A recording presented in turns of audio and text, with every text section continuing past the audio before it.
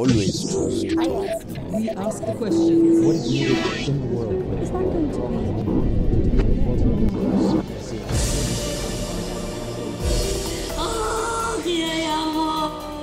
For the past 4.5 years, the Syrians have experienced some of the most horrific war crimes of our times.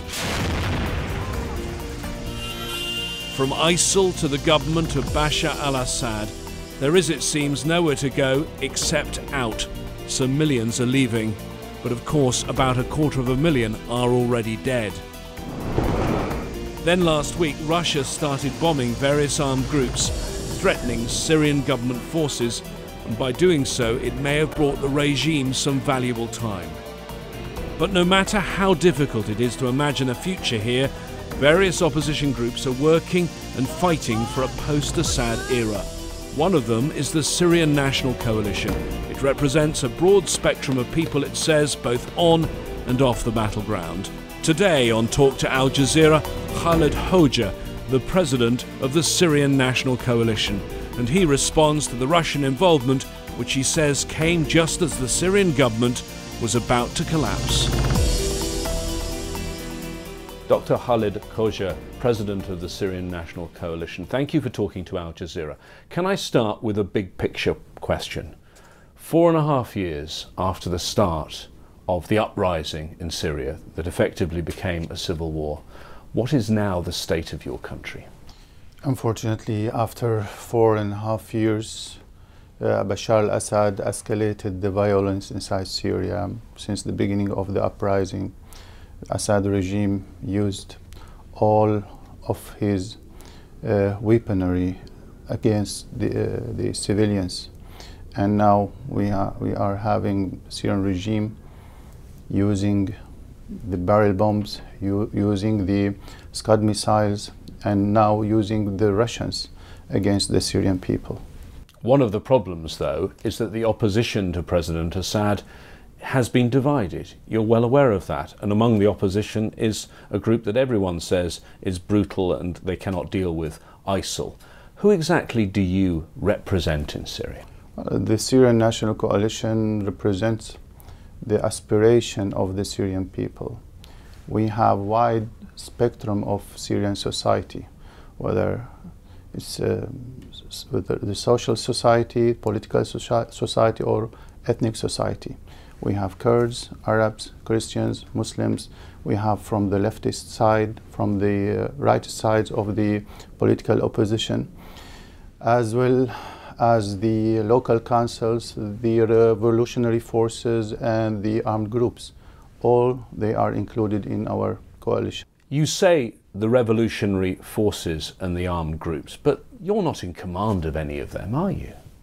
Well, we are in continuous touch with the armed groups. We have 15 representatives of the major armed groups inside our coalition, and we have continuous talks with the major groups inside Syria. So I'm visiting the southern front, and since I'm based in Turkey, continuously I'm talking with the northern front. And we are talking with the brigades in Damascus as well. But there's nothing organized like the Free Syrian Army was supposed to be, is there now? It's lots of different groups. How many fighters in total? We have 70,000 fighters in total. But since the situation in Syria is not like we have one territory, we have southern front, in between we have Assad army, Assad regime in Damascus and in coastal area, and we have the northern front. In the eastern side of Syria we have ISIL and the Kurdish groups. But in terms of the Free Syrian Army, all of them united under one umbrella, which is Higher Military Council. But it is just a banner rather than a military command now. That's right, because of the existence of the regime in between. And those 70,000, just tell me some of the groups. For example, is the Al-Nusra Front part of that 70,000? No, Al-Nusra is not part of Free Syrian Army. We refuse to include al-Nusra since they have linkage with Al-Qaeda. But some of the groups that you do agree with are fighting alongside al-Nusra, in alliance with al-Nusra. Is that right? This is when the regime attack the territory. While al-Nusra fighters are in the same territory, there can be cooperation between the fighters and the Nusra. Do you feel that's somewhat uncomfortable, given that they are sanctioned by the UN Security Council under their Al-Qaeda sanctions? We, as I mentioned, we refuse to cooperate with Nusra. We refuse to have Al-Qaeda affiliated groups in our territory. And we are asking them, we are calling them to break their linkage with Al-Qaeda. Most people believe that Russia's announcement that it's now doing airstrikes, and we've seen the airstrikes taking place in Syrian territory, is going to be a game changer. What's not clear is how it's going to change the game. I'd like to examine that in a moment. But first, before Russia started these airstrikes, how much trouble do you believe President Assad was in? Before the Russian invasion to Syria, Assad regime was collapsing. Since the beginning of the uprising, Assad started first to protect all the Syrian territories, but since our resistance was very strong, Assad could not keep us from moving toward the city centers. So we started from the rural areas towards city centers. Assad withdrew from the northern area and from the southern area, and he let the eastern side of Syria under control of Daesh. And there are a lot of cooperation cases between Assad and Daesh in that area. Assad did not attack Daesh. With Daesh, cooperating with Daesh, they attacked the Free Syrian Army, the freed areas. But in his last speech, Assad confessed that he is withdrawing from the peripheral territories toward Damascus and toward the coastal areas. The invasion of the Iranians could not help Bashar al-Assad. Iranians brought paramilitary Shia groups from Pakistan, India, from abroad, equal to the Syrian army, the official army, but they did not help Bashar al-Assad to stay in power from collapsing. So Russians came to help Bashar al-Assad and to prolong his lifeline. So do you think if Russia had not started these airstrikes and moved some of its forces to that base in Latakia, that Assad was on the verge of collapse? That's right. He was about collapsing. The Russians say that they are targeting what they say are terrorists. I tried to press the Russian foreign minister on who terrorists were, and he said if they walk like a terrorist, talk like a terrorist, fight like a terrorist, they're a terrorist. Who do you believe the Russians are targeting? Well, since the targets are given by the Syrian regime to the Russians, and as Jafari said, the representative of the Assad ambassador, regime, the ambassador of the Syrian regime, he said they are accepting all of the Free Syrian Army, the armed groups, as terrorists. So the Russians are targeting the groups which given and decided by Bashar al-Assad. Now, the Russians, though, say that they have no intention of sending ground forces.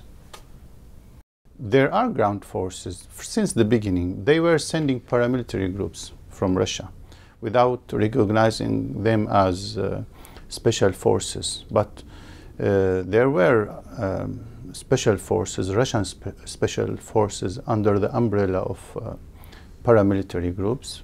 And do you believe, given that these airstrikes were coordinated with President Assad, that he will now follow up with his own troops in the areas that have been hit?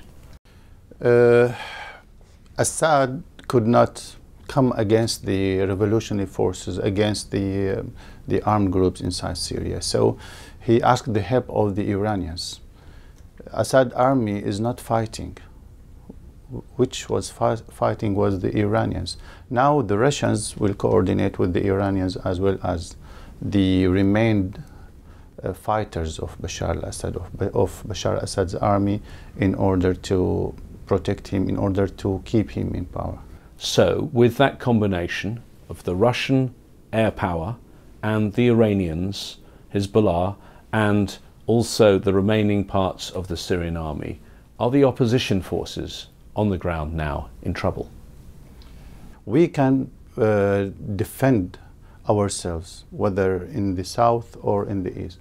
The issue is we were asking protection for the civilians, but our allies did not request to our demand. Now we need protection, something like no-fly zone, no bombing zone in the freed areas, in order to defend ourselves against the Russian invasion and Assad army. Why do you think President Obama, you've made this case for a very long time, does not accept the case that you are making? Because some of the US presidential candidates, including Hillary Clinton now, say they support the idea of a no-fly zone. As I said, the no-fly zone is the request of the Syrian people. We are facing death on a daily basis from the barrel bombs from Assad army, and we are facing the death from the Russian invasion now, from the Russian Air Force attacks.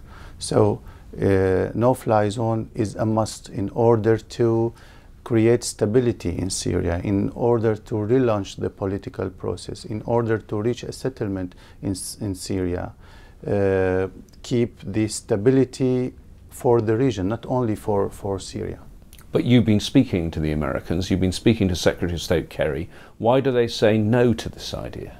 Well, after the Russian invasion, there are different calculations in the American administration, and I think they will cooperate much more better than before for providing no-fly zone in Syria. How exactly would this no-fly zone work? Because I know the people who've done the most work on it, it seems, or at least announced the most about it, is the Turkish government, which is proposing a 3,200 kilometre zone along the Turkish border. Does that match your thinking on this no-fly safe zone?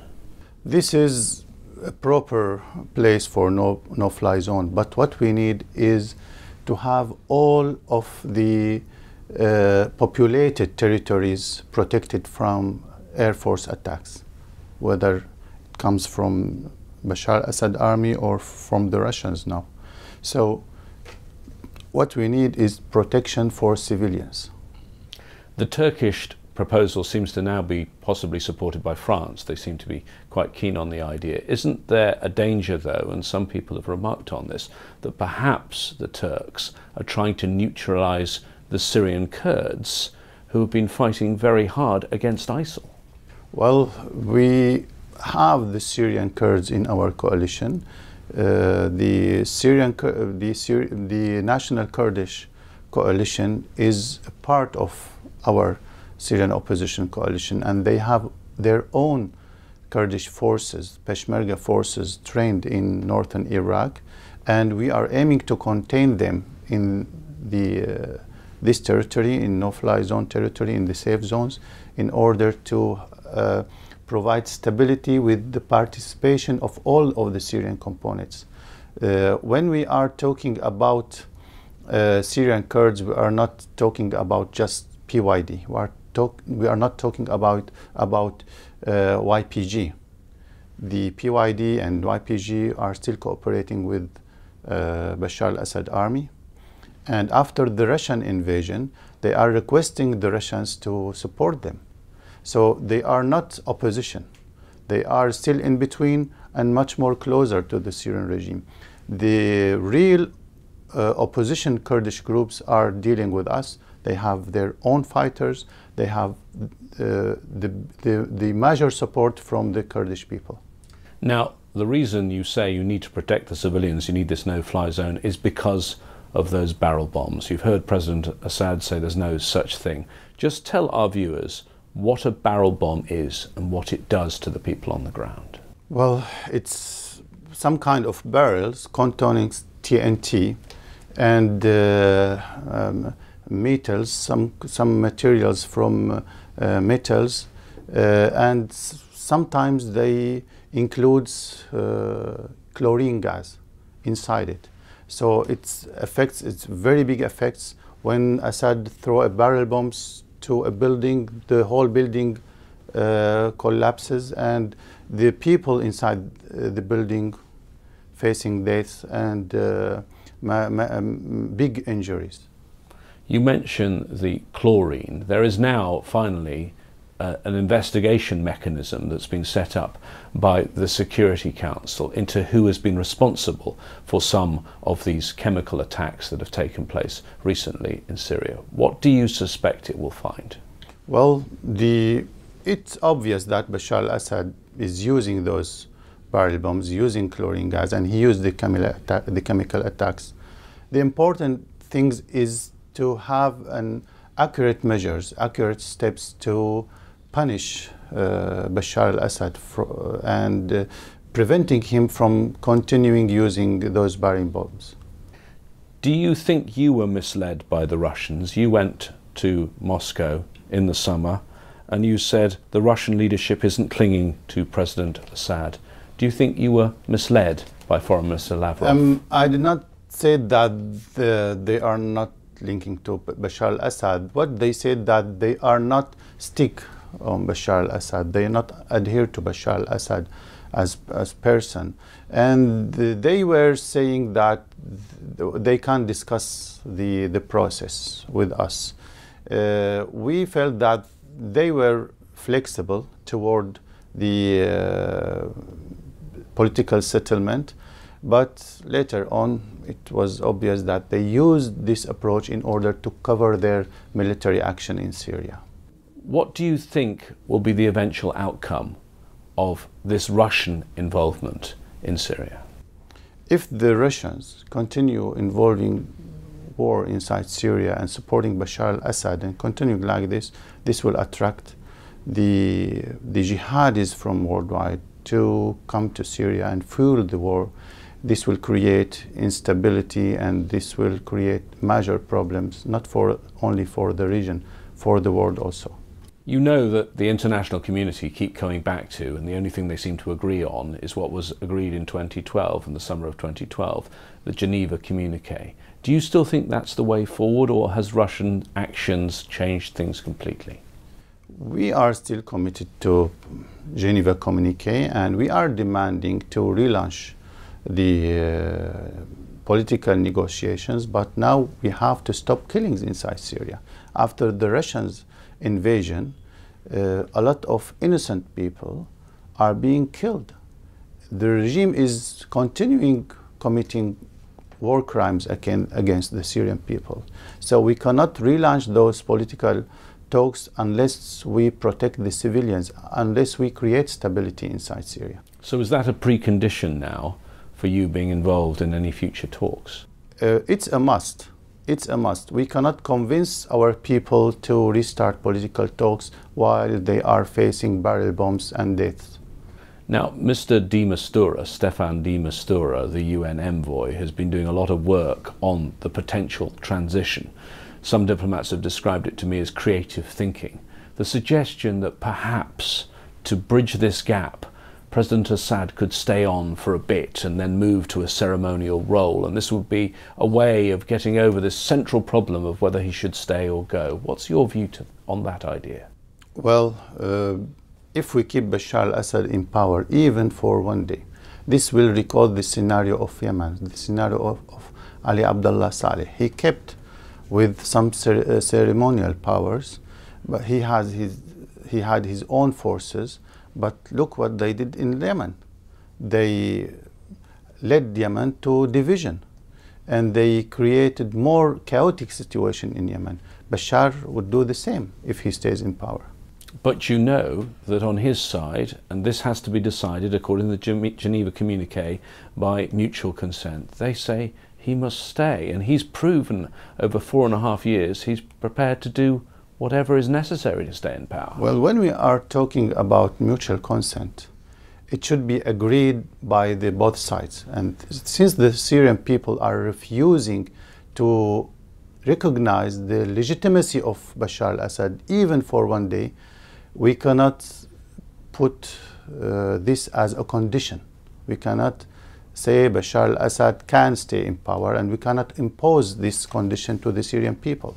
What ultimately should happen to President Assad? Bashar Assad is a war criminal. His place is not in Damascus. His place should be in Hague. He should be questioned for the crimes he committed. When you talk about Assad's crimes, do you think about your own family? Because I know your father was imprisoned for a long time, your mother was imprisoned for 5 years, you, as still a boy, were imprisoned twice. That's right, and it was about 30 years ago. The father of Bashar al-Assad, Hafez Assad, in 1960, he did almost the same in Hama and Halab and Homs. Now Bashar al-Assad is even much more worse than his father. I know that you also, after leaving Syria, had some of your schooling in Libya. When you look at Libya and what's happened to Libya now, and you think about the future of Syria, after a regime that's been in power with Hafez al-Assad, then Bashar al-Assad, you were only 5 years old when Hafez al-Assad took power. It's going to be hard to build a normal democratic country in Syria, isn't it? I know we are passing through a very difficult process, but I believe that we could pass this process. We are practicing, for example, as Syrian opposition, we are practicing democracy under the umbrella of Syrian Opposition Coalition.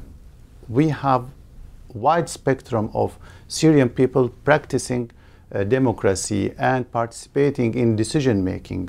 Even the armed groups inside Syria, they are gathering together under one umbrella and having their decision not as a dictatorship.